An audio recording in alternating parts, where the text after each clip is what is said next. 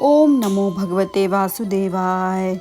मार्गशीर्ष संकष्टी चतुर्थी व्रत कथा। एक बार पार्वती जी ने गणेश जी से पूछा कि अगहन कृष्ण चतुर्थी संकटा कहलाती है, उस दिन किस गणेश की पूजा किस रीति से करनी चाहिए। गणेश जी ने उत्तर दिया कि हे हिमालय नंदिनी, अगहन में पूर्वोक्त रीति से गजानन नामक गणेश की पूजा करनी चाहिए। पूजन के बाद अर्घ्य देना चाहिए। दिन भर व्रत रहकर पूजन के बाद ब्राह्मण को भोजन कराकर जौ, तिल, चावल, चीनी और घृत का शाकला बनाकर हवन करवाएं तो वह अपने शत्रु को वशीभूत कर सकता है। इस संबंध में हम एक प्राचीन इतिहास सुनाते हैं, सो आप सुनिए। प्राचीन काल में त्रेता युग में दशरथ नामक एक प्रतापी राजा थे। वे राजा आखेट प्रिय थे। एक बार अनजाने में ही उन्होंने एक श्रवण कुमार नामक ब्राह्मण का आखेट में वध कर दिया। उस ब्राह्मण के अंधे माता पिता ने राजा को श्राप दिया कि जिस प्रकार हम लोग पुत्र शोक में मर रहे हैं, उसी भांति तुम्हारा भी पुत्र शोक में मरण होगा। इससे राजा को बहुत चिंता हुई। उन्होंने पुत्रेष्टि यज्ञ कराया।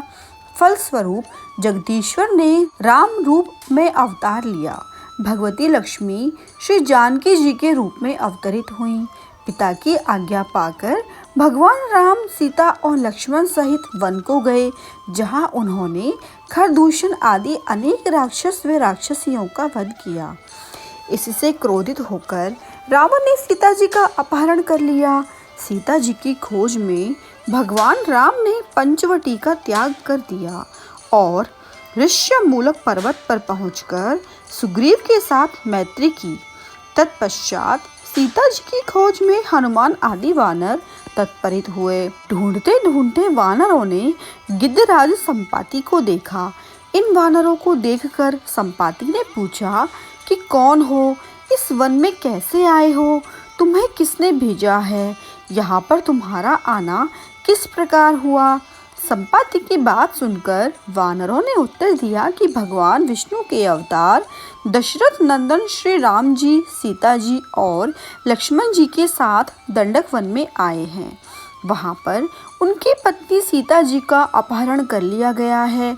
हे मित्र, इस बात को हम लोग नहीं जानते कि सीता जी कहाँ हैं।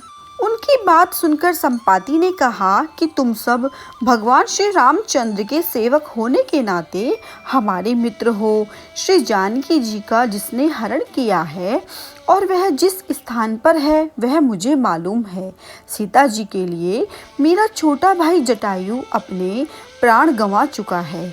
यहाँ से थोड़ी ही दूरी पर समुद्र है और समुद्र के उस पार राक्षस की नगरी है। वहाँ अशोक के पेड़ के नीचे सीता जी बैठी हुई हैं। रावण द्वारा अपहृत सीता जी अभी भी मुझे दिखाई दे रही हैं। मैं आपसे सत्य कह रहा हूँ कि सभी वानरों में हनुमान जी अत्यंत पराक्रमशाली हैं, अतः उन्हें वहाँ जाना चाहिए। केवल हनुमान जी ही अपने पराक्रम से समुद्र लांघ सकते हैं, अन्य कोई भी इस कार्य में समर्थ नहीं है। संपाति की बात सुनकर हनुमान जी ने पूछा कि हे संपाति, इस विशाल समुद्र को मैं किस प्रकार पार कर सकता हूँ। जब हमारे सब वानर उस पार जाने में असमर्थ हैं, तो मैं ही अकेला कैसे पार जा सकता हूँ। हनुमान जी की बात सुनकर संपाति ने उत्तर दिया कि हे मित्र, आप संकट नाशक गणेश चतुर्थी का व्रत कीजिए। उस व्रत के प्रभाव से आप समुद्र को क्षण भर में पार कर लेंगे। संपाति के आदेश से संकट चतुर्थी के उत्तम व्रत को श्री हनुमान जी ने किया। हे देवी, इसके प्रभाव से हनुमान जी क्षण भर में समुद्र को लांघकर लंका लोक पहुंच गए। इस लोक में इसके समान सुखदायक कोई दूसरा व्रत नहीं है। श्री कृष्णचंद्र जी कहते हैं कि हे महाराज युधिष्ठिर, आप भी इस व्रत को कीजिए।